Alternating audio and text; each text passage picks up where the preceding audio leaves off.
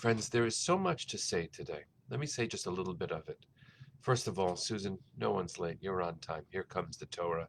And it's only a full Torah because we all showed up. Cassandra, blessing you and the memory of your grandfather Donato today. He passed away 7 years ago today while you were pregnant with your daughter, who is named after him. May your daughter's life be blessed by all the memory that you are infusing life with, and may your grandfather be blessed because he's present through you and a gift to all of us. Here we go. I'm thinking about what we're sharing. So many of us are sharing that we just got our boosters, and it's Parshat Breisheet, and here we are in a new moment. The world has been reborn. We read Parshat Breisheet out of the Torah 2 days ago on Simchat Torah, and here we are. Here we are with all of the powerful blessings of health that we are just so privileged to experience. Easy access to what we prayed for. We read Breisheet 2 days ago, but just minutes before that, we read the end of the Torah. Both the Torah that talks about the end, that talks about Moshe's death. That Torah was on the shulchan, on the table, at the same time that the Torah of Breisheet was. Our end and our beginning are right there, both in our hands, and we are compelled by Torah to choose life every time. And it's important to remember where we've come from as we chart out the path for the future. I am intentionally not referring to the drashes that I've given over the last almost 3 years. And here we are. I'm holding this book. It's always next to me. A book of the record of our first time through the Torah. We just began our third time through the Torah. That is a miracle. We never, ever would have expected this. But let's not miss it. The miracle of memory, where we've been and where we must go. And here we are, looking at moments of the past, moments of the present, dreaming of the future, and celebrating with Lisa her 37th anniversary, which is today, not missing these moments, celebrating the past while celebrating today. So let's celebrate today and look at this Parsha.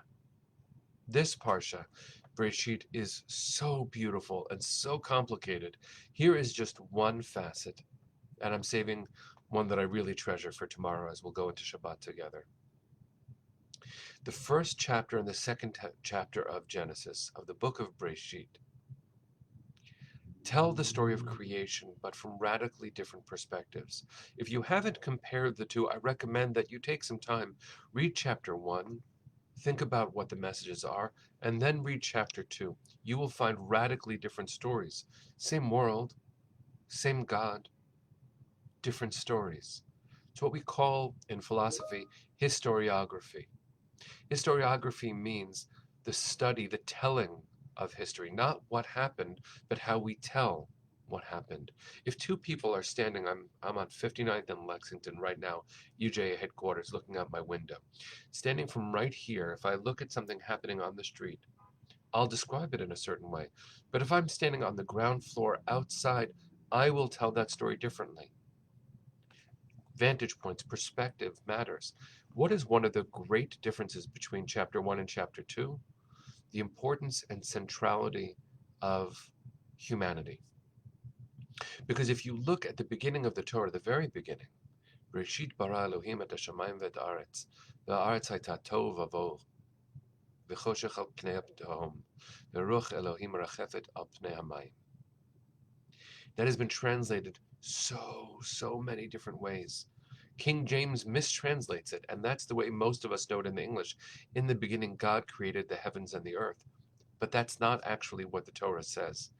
The Torah says, Breishit bara Elohim et hashamayim v'et haaretz, which is more accurately translated as, in the beginning of God's creating the heavens and the earth. The earth was chaos and void, tohu vavohu. Why is that such an important difference in the translation? The difference in the translation is that, according to an accurate read of our Torah, the very beginning of Torah, God encountered chaos, which means something predated God's decision to create. Let that in for a second. It might sound radical to you, because at least according to Maimonides and so many medieval philosophers and Aristotle, God is the first cause. God predates time. There is literally nothing before God's creation. But that's not what the Torah says. As strange as that may sound, in the Torah, God encounters chaos and shapes it into reality, and step by step calls light into being, Yehi Or, and then divides between the light and the dark. But God never creates the dark. That's another radical realization when you read the Torah. And then God splits the waters, the deep water above and below. God never creates water. Isn't that fascinating? And then God divides the water this way, revealing the dry land. It's as if, and you can, poo-poo this, whatever your theology is, you should recognize that the Torah is there for us literally to play with.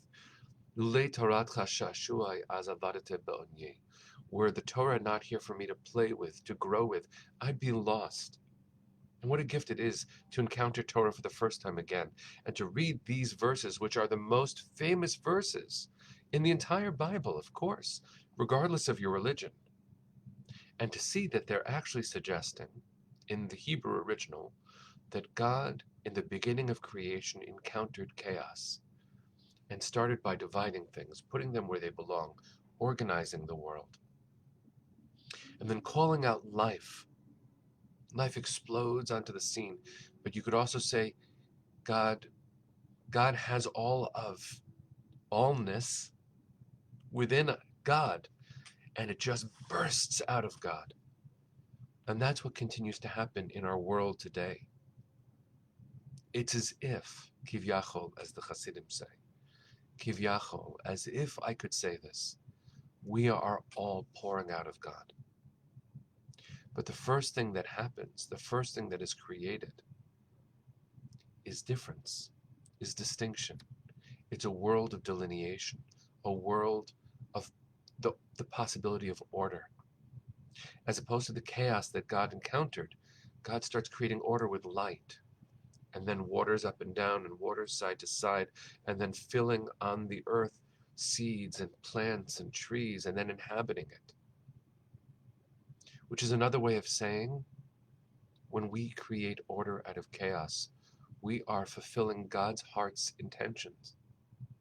You and I have the power of doing that, but we didn't come first.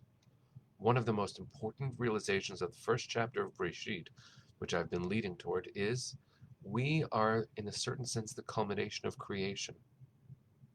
Everything comes first and then us. Now, of course, we're not the ultimate. The ultimate is Shabbos. Even better than human beings trying to be good stewards of this earth is the possibility of rest, a taste of the world to come. That's chapter 1. Chapter 2 begins with the creation of humanity and then tells us what we are responsible for. So as opposed to the first chapter, which is love and life and light pouring out of God into the firsts,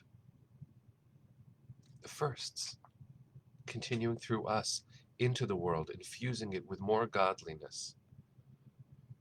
And it's as if the natural course of being is for us to be enzymes for God's raw energy in the world. The second chapter says, you're here, I place you here, do the right thing. Now, if we synthesize those two messages, realize that life is bursting within you.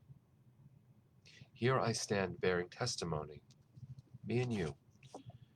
When I reread this book, our first conversations about Torah, it's actually very hard at certain moments to see that we didn't know where hope would come from. There was no vaccine. We were home for 2 weeks and then 2 months and then a very, very long time. We found each other. There are miracles that you know as well as I do. But here we stand with the possibility of an upgraded booster that allows us to live and to feel that life force surging again within us. Praying for health in more conventional ways, which are still urgent and important. Life is bursting within us again. But chapter 2 calls us to remember it's not about us. We have an earth to tend to again. It's as if, and I know this is not quite true, it's as if we had to scramble for survival and maybe forgot about certain parts of the bigger picture. The gratitude that should well up inside of us, friends.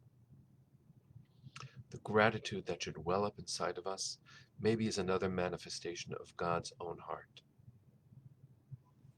Feeling it pulse within us, feeling the possibilities of life surging through us again, so that we can act responsibly as stewards of the earth and our neighbors and the animals and the trees and the oceans and the skies. Please God, may we be blessed this time through the Torah to feel it surging within us, to feel courage and capacity, righteousness because of our deeds flowing through us, and knowing that that's not self-righteousness. That's just doing what we were created to do. May we be so blessed this time through the Torah to get it more right than we did last time, because of the good decisions we've been trying to make the whole time through. We begin again. So bless you, friends. What a gift it is to go through Torah with you one more time, and then another time, and then another time. This is our third time through the Torah. Can't wait for our 17th. We've got a lot of good stuff ahead, friends. Bless you all. Let's sing our way into a good day. Ya la la la la, diddy ya la la la, diddy ya la la la la, ay ay la la la, ay la la la la, diddy ya la la la, diddy ya la la la la, ay ay la la la. See you tomorrow. Take care, friends. Have a beautiful day.